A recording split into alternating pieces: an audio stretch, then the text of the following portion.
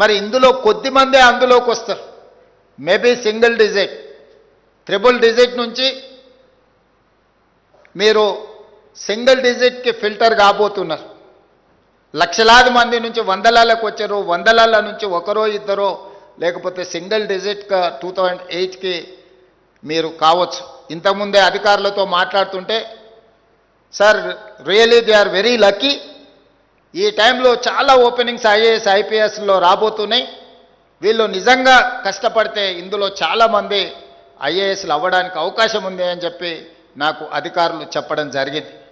అందుకే మీ బాధ్యతను బాధ్యతాయుతంగా నిర్వహించండి.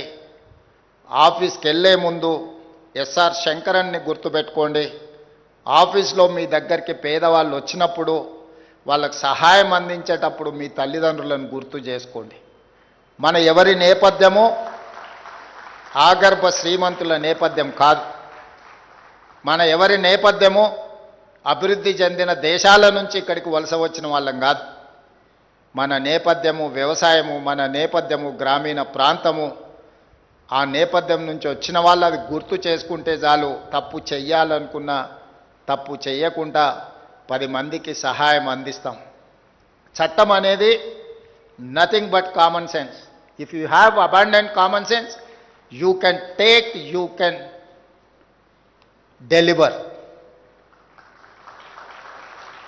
మీరు మంచి నిర్ణయాలు తీసుకోవడానికి, మంచి పనులు చేయడానికి మనకు విచక్షణ అధికారం ఉంటే సరిపోతుంది.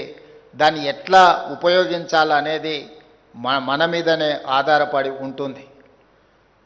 ప్రొసీజర్స్ ఉంటాయి, ప్రాక్టీసెస్ ఉంటాయి. ప్రొసీజర్స్ ప్రాక్టీసెస్ మనకి అర్థం కానప్పుడు కామన్ సెన్స్ అనేది బిగ్గెస్ట్ అసెట్, అది వాడాలి. ఈ చట్టాలు, ఈ నియమాలు, ఈ ఆదేశాలు పని చేయకుండా ఆపడానికి కాదు, 10 మందికి సహాయపడే పని చేయడానికే ఈ చట్టాలు ఇవన్నీ.